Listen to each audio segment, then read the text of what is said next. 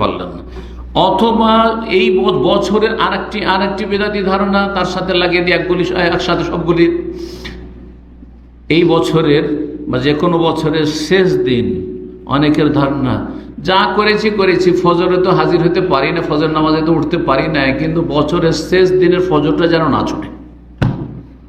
এটাও একটি বেদাতি ধারণা। সাক্ষী দেবে প্রত্যেক বান্দা বান্দি সম্পর্কে, প্রতিটি মানুষ সম্পর্কে, বেমা আমেলা আলা জাহরিহা, যে তার ওপর কি করেছে, সেই জমিনের ওপর কি করেছে। আপনি যেখানে চলাফেরা করেছেন, আপনি যেখানে বসবাস করেছেন, আপনি যেখানে আপনার বাড়ি ছিল, আপনার অফিস ছিল, আপনার যেখানে অবস্থান ছিল, যেই জায়গায় গিয়েছেন, আপনি যেখানে যেখানে আপনার পদাচরণ হয়েছে, এই জায়গাগুলি আপনার পক্ষে না হয় বিপক্ষে সাক্ষী দেবে। আসসালামু আলাইকুম ওয়া রাহমাতুল্লাহি ওয়া বারাকাতুহু। দ্বিতীয় যে বিষয়টি, এই সময়টায় বছর একটা শেষ হচ্ছে, নতুন বছর শুরু হতে যাচ্ছে, আত্মপর্যালোচনা করবেন। নিজের হিসাব নিজেই করবেন সহজ ভাষায়। আপনার হিসাব আমি করতে পারবো না, আর আমি করার অধিকারও রাখি না, আর করে কোনো লাভও নাই আমার। আপনার হিসাব আপনার রব নেবেন, তার আগে আপনি আপনার হিসাব করেন। নিজের হিসাব যদি নিজেই আপডেট রাখেন তো রবের কাছে হিসাব দিতে কোনো অসুবিধা হবে না। কিন্তু আপনার হিসাব যদি আগে থেকে এলোমেলো হয়ে থাকে, গোলমাল হয়ে আছে হিসাব, এলোমেলো হিসাব, যারা আপনার এতে কাজ করে, আপনার এই ডিপার্টমেন্টে কাজ করেন, হ্যাঁ, অ্যাকাউন্টস ডিপার্টমেন্টে কাজ করেন, কি বলে ওটাকে, হ্যাঁ, যারা আপনার মহাসভা আরবিতে বলে অ্যাকাউন্টস ডিপার্টমেন্ট, তাই না? জি, ফাইন্যান্স ডিপার্টমেন্টে কাজ করেন, পারচেজিং করছেন, কিনছেন অথবা বিক্রি করছেন, তাদেরকে জিজ্ঞেস করবেন এই যে ডিপার্টমেন্টগুলো যেগুলো রয়েছে সেগুলোতে যদি প্রতিদিনের হিসাব যদি আপডেট রাখে, মাসের শেষে হিসাব দেওয়াটা কোনো ব্যাপারই না। আর যখন প্রতিদিনের হিসাব আপডেট রেখেছেন, মাসেও সহজ, তাহলে গোটা বছরের হিসাব দেওয়ার 5 মিনিটের মধ্যে সব রেডি আছে, সাথে সাথে ফরওয়ার্ড করলে যে নেন গোটা বছরের হিসাব, তাই কিনা?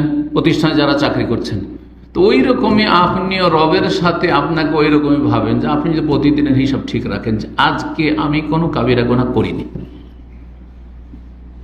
আগামীকালকে, আজকে যদি হয়ে থাকে আগামীকালকে যেন কোনো কাবিরা গুনাহ না হয়। নিজের হিসাব নিকাশ করার পরে সংশোধনের পালা, আত্মপর্যালোচনা করার পরে আজকে আমার এই গুনাহগুলি হয়ে গেছে, সাগিরা এত হয়ে গেছে, কাবিরা হয়ে গেছে, তাহলে আর যেন আগামীকালকে না হয়। ভাষাবা নিজের হিসাব নিজেই করেন। যেই ব্যক্তি নিজের হিসাব নিজেই করে নিতে পারবে সে হচ্ছে সবচেয়ে জ্ঞানী মানুষ, এবং সেই ব্যক্তি হচ্ছে সফল মানুষ। নিজের হিসাব করতে হবে রব্বুল আলমিনের কাছে হাজির হওয়ার আগেই। আল্লাহ রব্বুল আলমিন যেন তৌফিক দান করেন। এই মর্মে সূরা হাশর আয়াত নম্বর 18-তে আল্লাহ ইরশাদ করেছেন, ইয়া আইয়ুহাল্লাযীনা আমানু তাকুল্লাহ ওয়াল তানজুর নাফসুম মা কদ্দামাত লিগাদ।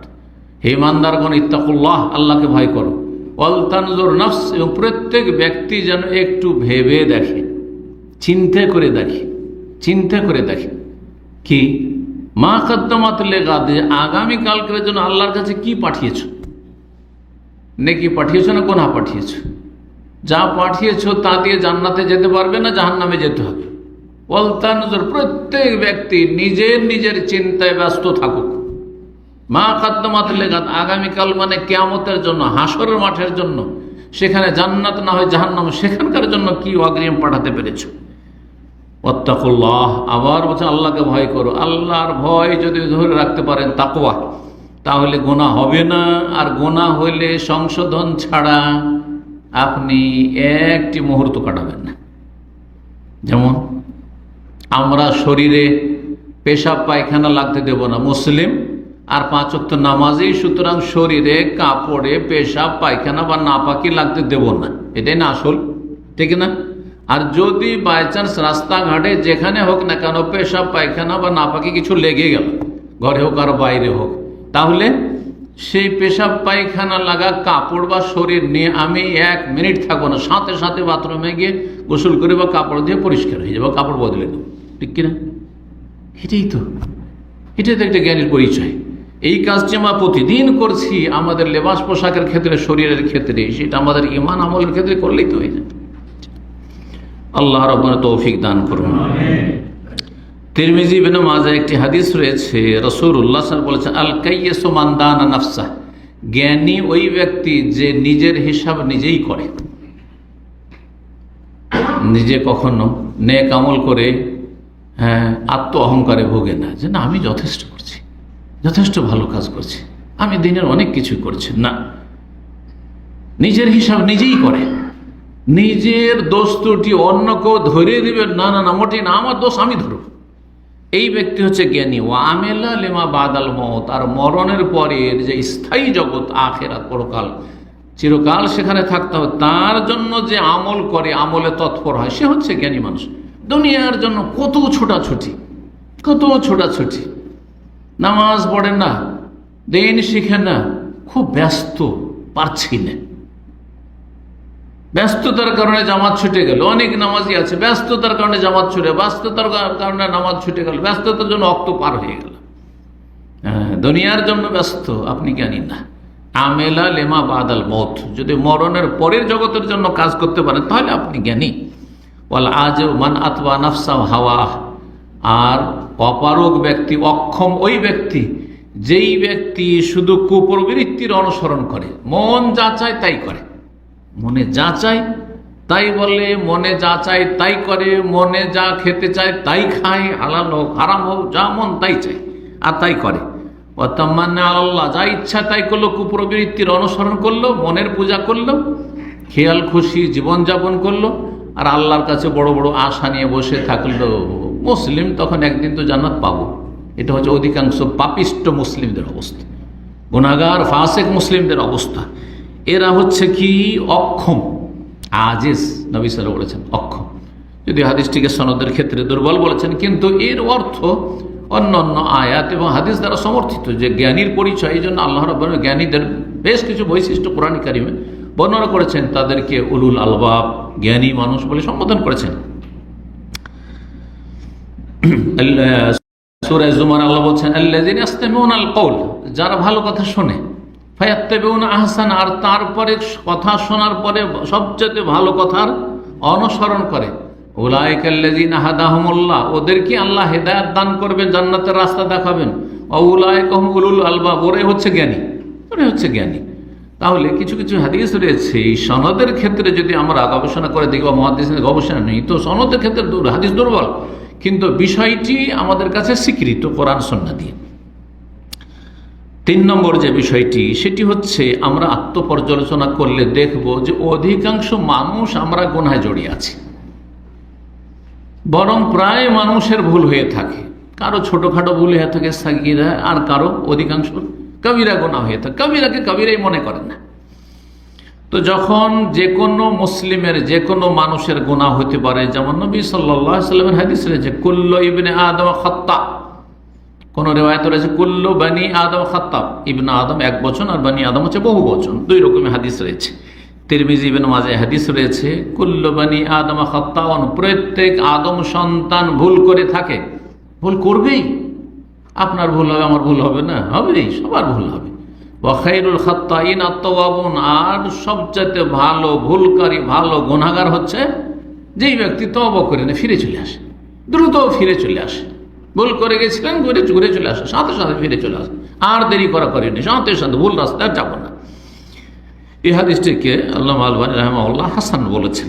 জি, তো যখন গুনাহ হতে পারে, তো গুনাহর সমাধান হচ্ছে, গুনাহ থেকে মুক্তি লাভের উপায় হচ্ছে তওবা করে ফিরে আসা। তওবা করে আল্লাহ রাব্বুল আলামিন যেন তওবাকারীদের দরে শামিল করেন, এবং তওবাকারীদেরকে আল্লাহ ভালোবাসেন, সেই ভালোবাসা যেন রব্বুল আলামিন অর্জন করতে পারি। ইন্নাল্লাহা ইউহিব্বুত তাওয়াবিন ওয়া ইউহিব্বুল মুতাতাহহিরিন, আল্লাহ তওবাকারীদেরকে ভালোবাসেন। আপনি যদি চান যে আপনার রব আপনাকে ভালোবাসুক, তাহলে আপনাকে তওবা করতে হবে। গুনাহ ছোট হোক আর বড় হোক, সবসময় তওবা আপডেট রাখতে হবে। তওবা মানে শুধু মৌখিক তওবা না, মৌখিক তওবা আপনাকে অন্তরের তওবা, কাজকর্মের তওবা, পুরো জীবনের তওবার ক্ষেত্রে সহযোগিতা করবে। কিন্তু মৌখিক তওবা যথেষ্ট নয়, যে মুখে শুধু তওবা পাঠ করছেন আর আমল যেই কার সেই। হ্যাঁ, পাপ তো পাপ চলতেই আছে, অন্যায় তো অন্যায় চলতে আছে, ভুল ভুল হইতেই আছে, আর শুধু আস্তাগফিরুল্লাহ আস্তাগফিরুল্লাহ আস্তাগফিরুল্লাহ হতে না, না, যথেষ্ট নয়। কিন্তু মৌখিক তওবা, জবানের তওবার বা তওবার জিকিরের ফায়দা আছে, যেটা বলছিলাম, যে সেটা আপনাকে প্রশিক্ষণ দেবে, অভ্যস্ত করবে যে মুখে বারবার করে যখন তওবা পড়ছেন তো আপনি কাজে কর্মেও সংশোধন করে ফিরে আসবেন। আল্লাহ তৌফিক দান করেন। সূরায়ে জালজালা, ইজা জুলজিলাতিল আরজু জিলজালাহা, এর আয়াত নম্বর 4-এ একটি আয়াত রয়েছে। আল্লাহ বলছেন সেই আয়াতে, ইয়াউমাইযিন তুহাদ্দিসু আখবারা, সেই হাসর মাঠে কিয়ামতের দিবসে যেদিন কিয়ামত হয়ে যাবে, দুনিয়া ধ্বংস হয়ে যাবে, তুহাদ্দিসু আখবারা, এই জমিন নিজের সংবাদগুলি সব বর্ণনা করবে। ইয়াউমাইযিন তুহাদ্দিসু আখবারা, জমিন সব খবর দিবে। এই জমিন কি খবর দিবে, এর তাফসীর সম্পর্কে সাহাবাই কেরামগণ জিজ্ঞাসা করে, ইয়া রাসূলুল্লাহ ওমা আখবার, জমিনের খবরাখবর কি, কি খবর বলেন না আপনারা? হ্যাঁ, তো এখানে আখবার খবরের বহু বচন। তো আমাদের তুহাদ্দিস, জমিনের খবরাখবর কি খবরগুলি? সাহাবারা জিজ্ঞাসা করেন, কালা আনতাশহাদা আলা কুল্লি আবদিন আও আমাতিন বিমা আমিলা আলা যাহরিহা, জমিন সাক্ষী দেবে প্রত্যেক বান্দা বান্দি সম্পর্কে, প্রতিটি মানুষ সম্পর্কে, বেমা আমেলা আলা জাহরিহা, যে তার ওপর কি করেছে, সেই জমিনের ওপর কি করেছে। আপনি যেখানে চলাফেরা করেছেন, আপনি যেখানে বসবাস করেছেন, আপনি যেখানে আপনার বাড়ি ছিল, আপনার অফিস ছিল, আপনার যেখানে অবস্থান ছিল, যেই জায়গায় গিয়েছেন আপনি, যেখানে যেখানে আপনার পদাচরণ হয়েছে, সেখানে এই জায়গাগুলি আপনার পক্ষে না হয় বিপক্ষে সাক্ষী দেবে। ভালো মানুষ যদি হন তো আপনার পক্ষে সাক্ষী হবে, আর যদি খারাপ করে থাকেন, অন্যায় করে থাকেন এই ভূপৃষ্ঠে, তাহলে সেই জমিন আপনার বিপক্ষে সাক্ষী দেবে। তাকুলু, জমিন বলবে, আমেল তা কাজা ওয়া কাজা ফি ইয়াউমে কাজা ওয়া কাজা, তুমি এই পাপগুলি করেছে, এই পাপ করেছো অমুক দিনে অমুক দিনে অমুক সময়, ওই পাপগুলি করেছে আমার উপর। মুসনাদ আহমদ এবং অন্যান্য হাদিসের কিতাবে এই হাদিসটি রয়েছে। একটি হাদিস উমর রাদিয়াল্লাহু তাআলা আনহু থেকে মওকুফ সূত্রে, মানে তার উক্তি হিসাবে সহিহ সূত্রে বর্ণিত, আর নবী সাল্লাল্লাহু আলাইহি ওয়াসাল্লাম থেকে যারা বর্ণনা করেছেন হাদিসটি দুর্বল। উমর রাদিয়াল্লাহু তাআলা আনহু যদি কথাটি বলে থাকেন, যেমন তেমন কথা নয়, কারণ সাহাবায়ে কেরাম নিজের পক্ষ থেকে দিনের বিষয়ে কোনো কথা বলতেন না যতক্ষণ পর্যন্ত সাহাবায়ে কেরাম রাসূলুল্লাহ সাল্লাল্লাহু আলাইহি ওয়াসাল্লাম, তাও যদি আবার খোলাফা রাশেদিনরা হন, তারা সবচেয়ে সিনিয়র যারা সাহাবায়ে কেরামগণ। তো তিনি বলছেন, হাসিবু আনফুসাকুম কাবলা আন তুহাসাবু, তোমরা তোমাদের হিসাব হওয়ার আগে, বা হিসাব যে আল্লাহ নেবেন, হিসাব নেওয়ার আগে তোমার নিজের হিসাব করে, আখিরাতের আগে তোমরা দুনিয়ায় হিসাব করে নাও নিজের। ওয়া তাযায়্যানু লিল আরদিল আকবারে, আর আল্লাহর সামনে মহাদিবসে যে তোমাকে পেশ করা হবে, হাজিরা দিতে হবে, তার আগে তুমি সুসজ্জিত হয়ে যাও, ঈমান এবং নেক আমলের মাধ্যমে ভালো কাজ করে সুসজ্জিত হয়ে যাও। আরো বলছে, ইন্নামা ইয়াখিফুল হিসাব ইয়াউমাল কিয়ামাতি, কিয়ামতের দিনে হিসাব হালকা হবে। কার হিসাব হালকা হবে? মান হাসাবা নাফসা ফিদ দুনিয়া, ওই ব্যক্তির হিসাব হালকা হবে যেই ব্যক্তি দুনিয়াতে নিজের হিসাব নিজেই করেছে, নিজের হিসাব নিজে করেছে, তার হিসাব সেই দিন খুব হালকা হবে। মাইমুন বিন মেহরান রাদিয়াল্লাহু তাআলা আনহু থেকে বর্ণিত, তিনি বলছেন, লা ইয়াকুনুল আবদু তাকিয়ান, বান্দা অতক্ষণ পর্যন্ত মুত্তাকি পরহেজগার আল্লাহ ভীরু হতে পারবে না, হাত্তা ইউহাসিবা নাফসাহু, যতক্ষণ পর্যন্ত নিজের হিসাব নিজেই করবে, যতক্ষণ পর্যন্ত নিজের হিসাব নিজে না করবে, আত্মপর্যালোচনা না করবে, কামা ইউহাসিবু শারীকাহু, যেমন নিজের পার্টনারের সাথে হিসাব করে। পার্টনারশিপে যারা ব্যবসা করেছেন তারা কেমন করে হিসাব করেন? প্রতিদিনের হিসাব করেন, না হলে মাসিক হিসাব করেন। হ্যাঁ, কত টাকা লাভ হইলো, কত টাকা লস হইলো, কত টাকা আমার ভাগে আসে, কত টাকা তোমার ভাগে আসে, হ্যাঁ, কত টাকা তুমি ইনভেস্ট করলে, আমি কত টাকা ইনভেস্ট করলাম, হ্যাঁ, করছেন না? আর এই নিয়েই তো গিয়ে তখন দ্বন্দ্ব, যখন এদিক সেদিক একটু হয় তখন সমস্যাগুলো হয়। তো যেমন নিজের পার্টনার, যে শরীক, যার সাথে ব্যবসা বাণিজ্য বা লেনদেন করছো, কোনো কাজকর্ম করছো যৌথ, তার যেমন হিসাব করে থাকো, ঠিক ওইভাবে নিজের হিসাব করতে হবে, তাহলে তুমি মুত্তাকি পরহেজগার হতে পারবে। কিভাবে হিসাব করবে?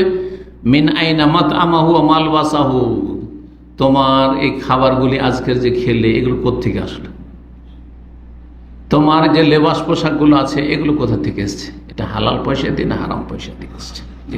এই চশমা আছে, এটা তুমি হালাল পয়সা না হারাম পয়সা, মোবাইল আছে হালাল পয়সা না হারাম পয়সা, ইত্যাদিতে। তোমার ছেলে মেয়েদেরকে খাওয়াচ্ছে, এগুলো হালাল পয়সা না হারাম পয়সা।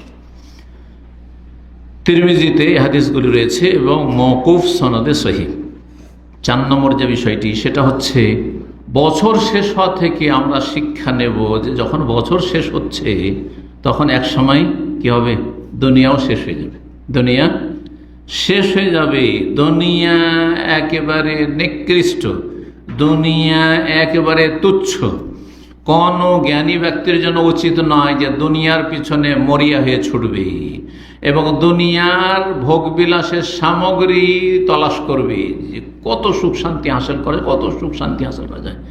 যাদের অনেক পয়সা দিয়ে আল্লাহ পরীক্ষা করেছেন, দেখবেন যে তাদের উপর এমন বালা মুসিবত আছে যে তাদের অধিকাংশের অশান্তির শেষ নেই। তো দুনিয়াতে শুধু পয়সাতে শান্তি হয়, দুনিয়া কিছু ভোগবিলাসের সামগ্রীতে শান্তি হয়? মোটেই না। দুনিয়া একেবারে লাঞ্ছিত। দুনিয়া মানে শুধু পয়সা না, দুনিয়া মানে সুস্থতা, দুনিয়া মানে আপনার যৌবন, দুনিয়া মানে আপনার স্ত্রী, দুনিয়া মানে আপনার ছেলে মেয়ে। অনেকে ছেলে মেয়ের গৌরবে আছে, অনেকে আপনার বংশীয় যে প্রভাব রয়েছে আর ক্ষমতা রয়েছে, অথবা রাষ্ট্রীয় দাপট রয়েছে বা দলীয় দাপট রয়েছে, এগুলির অহংকারে ফেটে পড়েছে। এগুলো দুনিয়া, আজ আছে কাল নেই, শেষ হয়ে যাবে। এগুলি হচ্ছে সবচেয়ে তুচ্ছ জিনিস। দুনিয়া যদি আল্লাহর কাছে কোনো মূল্য থাকতো তাহলে কাফেরকে এক ঢোক পানিও দিতেন না। প্রিয় নবী সাল্লাল্লাহু আলাইহি ওয়াসাল্লাম বলেছেন, তিরমিজিতে হাদিসটি রয়েছে, হাদিসটিকে আল্লাহ আলবানী সহিহ বলেছেন, লাউ কানাতিদ দুনিয়া তাদিলু ইনদাল্লাহি জানাহা বাউযা। দুনিয়া যদি একটি মশার ডানা সমান মূল্য রাখতো, মা সাকা কাফেরান, তাহলে কোনো কাফেরকে শারবাতামা এক ঢোক পানিও আল্লাহ দিতেন না। দুনিয়ার কোনো মূল্য নেই। এই জন্য কাফেরদের কাছে সবচেয়ে বেশি ধন সম্পদ তুচ্ছ দুনিয়া। দুনিয়া নিয়ে তারা ধ্বংস হয়ে যাক, দুনিয়ার ভোগ বিলাস করে আরও পাপ তাদের বাড়ুক, যাতে করে আরও শাস্তি বৃদ্ধি হয় তাদের জাহান্নামে। আল্লাহ রাব্বুল আলামিন দুনিয়ার ফিতনা থেকে যেন বাঁচিয়ে রাখেন এবং দুনিয়ার হালালে আমাদেরকে ক্ষান্ত হওয়ার জন্য তৌফিক দান করেন। দুনিয়ার বছরের সমাপ্তি থেকে দুনিয়ার সমাপ্তির শিক্ষা যখন নিচ্ছেন তাহলে দুনিয়ার কিছুই থাকবে না। তাহলে আখিরাত যেটা থাকবে, আল আখিরাত খায়রু আবকা, তার জন্য কিছু কাজ করেন, তার জন্য কিছু কাজ করেন। 5 নম্বরে যে বিষয়টি সেটা হচ্ছে নতুন বছর যে শুরু হচ্ছে, নববর্ষ, এই নতুন বছর শুরু হওয়া থেকে একটি শিক্ষা আমাদেরকে নিতে হবে। সেটা হচ্ছে যেমন নতুন বছর শুরু হচ্ছে, এমন একটা সময় আসবে যখন নতুন জগৎ শুরু হবে, যেটার নাম আখিরাত, যেটার নাম পরকাল। প্রত্যেকের পরকাল মরণের সাথে সাথে শুরু হয়ে যাবে। মারা গেছে, রূহ চলে গেছে, এখনো দাফন করা হয়নি, আখিরাত শুরু হয়ে গেছে। প্রত্যেকের মারা গেছে সাথে সাথে, মরদেহ পড়ে আছে, এখনো জানাজা হয়নি, আপনার সামনে আছে, ওর আখিরাত শুরু হয়ে গেছে। ও আখিরাতের সব বুঝতে পারছে। ভালো মানুষ হলে আল্লাহর নিয়ামত ভোগ করছে, খারাপ হলে আল্লাহর যে কত আযাব হচ্ছে আর ফেরেশতা যে কত শাস্তি দিচ্ছে, কিছুই দেখতে পাচ্ছেন না, কিছুই জানতে পারছেন না, সব গায়েব অদৃশ্য, কোরআন সুন্নাহ দ্বারা প্রমাণিত। আখিরাত শুরু হয়ে গেছে। আর এমন একটা সময় আসবে যে সমস্ত বিশ্বের ওপর, সমস্ত বিশ্বের সমস্ত সৃষ্টির ওপর আখিরাত শুরু হবে, যেটা ইয়াউমুল কিয়ামা। তাহলে যখন নতুন বছর শুরু হচ্ছে, ঠিক তেমনি এমন একটা সময় আসবে যখন আমার নতুন জগৎ শুরু হবে, যেটি হচ্ছে মতের পরে আখিরাতে পাঠিয়ে দাও, পরকালে পাঠিয়ে দাও। আল্লাহ যেন আখিরাতের জন্য কাজ করার তৌফিক দান করেন এবং আখিরাতের জন্য মেহনতি পরিশ্রমী হওয়ার তৌফিক দান করেন। যখন আখিরাত স্থায়ী আর দুনিয়া ক্ষণস্থায়ী, তাহলে আমাদেরকে দুনিয়া থেকে চলে যাওয়ার আগে ভালো প্রস্তুতি নিতে হবে এবং তার জন্য আমাদেরকে দৃঢ় প্রতিজ্ঞ হইতে হবে, আমাদেরকে সংকল্পবদ্ধ হইতে হবে এবং শুধু করছি এই শুরু করব। অনেকে কিন্তু নিজেকে প্রতিদিন তিরস্কার করছেন, কিছুই করতে পারলাম না, আচ্ছা করব করতে করতে হঠাৎ করে মত চলে আসে, হঠাৎ করে দুনিয়ার সমস্ত নিয়ামত শেষ হয়ে গেল। তার আগে আপনি অন্তরে নিয়ত করুন নেক কাজের জন্য। যতক্ষণ বেঁচে আছেন ততক্ষণই আপনার সময় আছে, আর জানা নাই যে কতক্ষণ বেঁচে আছেন। সুতরাং তওবা করে, সংশোধন করে, নিজেকে আপডেট করে আল্লাহ রাব্বুল আলামিন যেন আমাদেরকে ভালো আমলে সবসময় নিজেকে নিয়োজিত রাখার তৌফিক দান করেন।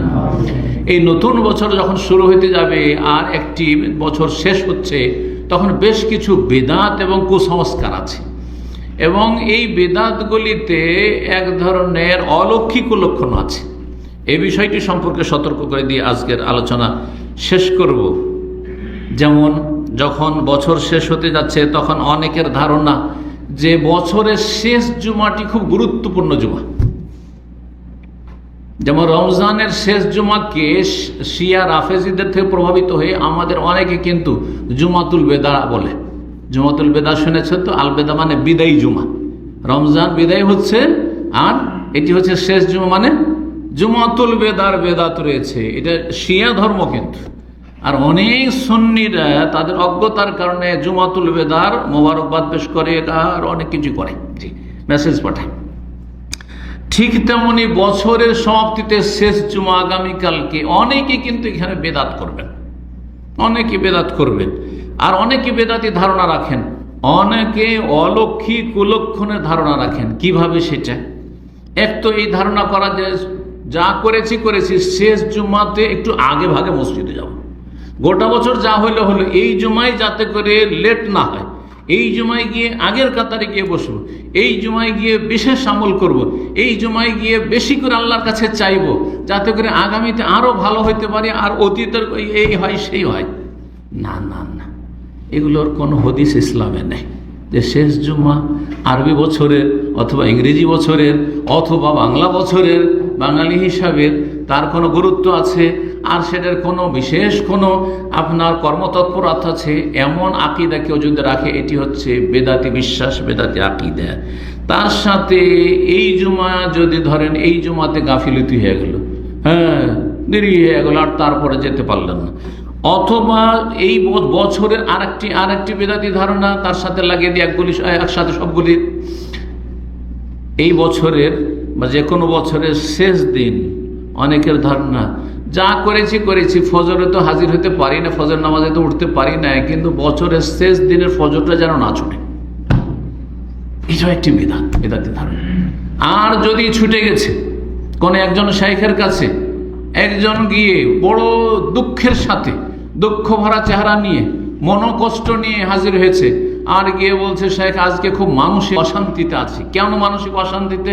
বলছে আজকে বছরের শেষ, আর মনে করছিলেন যে ফজরটা ঠিক করে গিয়ে নামাজে জামাত সহকার হাজির হবো আর জামাত সহকার নামাজ পড়বো, কিন্তু ফজরে যেতে পারি, এই জন্য মনটা খুব খারাপ, মনটা খুব খারাপ। এখানে যেমন বেদাত আছে ঠিক তেমনি অলৌকিক কুলক্ষণের শিরক আছে, যে আমি বছরের শেষ ফজরটা হাজির হতে পারলাম না।